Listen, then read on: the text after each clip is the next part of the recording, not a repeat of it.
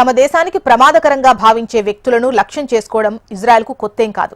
ఎంత కట్టుదిట్టమైన భద్రత మధ్య శత్రువు ఉన్నా అంతమొందించగల సత్తా ఆ దేశ నిఘా విభాగం మొసాద్కు సొంతం. అలాంటిది ఖతార్ రాజధాని దోహాలోని హమాస్ నాయకులపై ఇటీవల చేసిన దాడి ఎందుకు విఫలమైంది?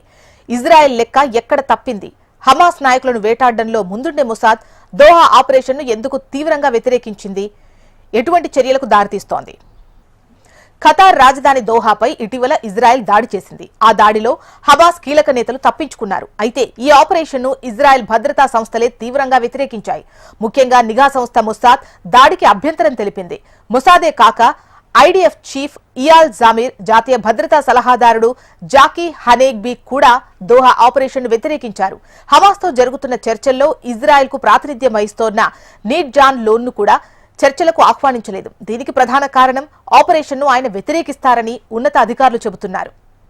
దోహాతో ఆపరేషన్ నిర్వహిస్తే గాజా యుద్ధం ముగించడానికి జరుగుతోన్న శాంతి చర్చలు విఫలమవడమే కాకుండా ఖతార్తో తమ సంస్థకున్న కీలక సంబంధాలు దెబ్బతింటాయని మొసాద్ చీఫ్ డేవిడ్ బార్నే భావించారు. అందుకే దాడి ప్రతిపాదనను ఆయన వ్యతిరేకించారు.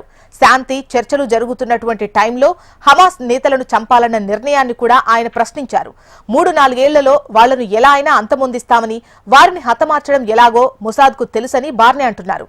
దీంతో తప్పనిసరి పరిస్థితుల్లో ఇజ్రాయెల్ గగనతల దాడిని ఎంచుకోవాల్సి వచ్చింది. చివరకు వాయుసేన అంతర్గత భద్రతా సంస్థ షిన్బెట్తో కలిసి ఈ ఆపరేషన్ను నిర్వహించాల్సి వచ్చింది.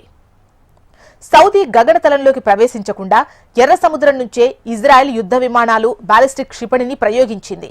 ఈ ఆపరేషన్లో 8 F-15లు, 4 F-35లతో ఇజ్రాయెల్ దాడి చేసింది. ఈ ఆపరేషన్ గురించి అమెరికాకు తెలిస్తే ఎక్కడ అభ్యంతరం చెబుతుందో అని ఆ దేశానికి ఇజ్రాయెల్ తెలపలేదు. తమకు సమాచారం అందిన సమయానికే క్షిపణులు లక్ష్యాన్ని తాకాయని అమెరికా రక్షణ అధికారి తెలిపారు. దాడిలో హమాస్ నాయకులు ఎవరూ చనిపోలేదని ఇజ్రాయెల్ భద్రతా అధికారులు నిర్ధారించారు.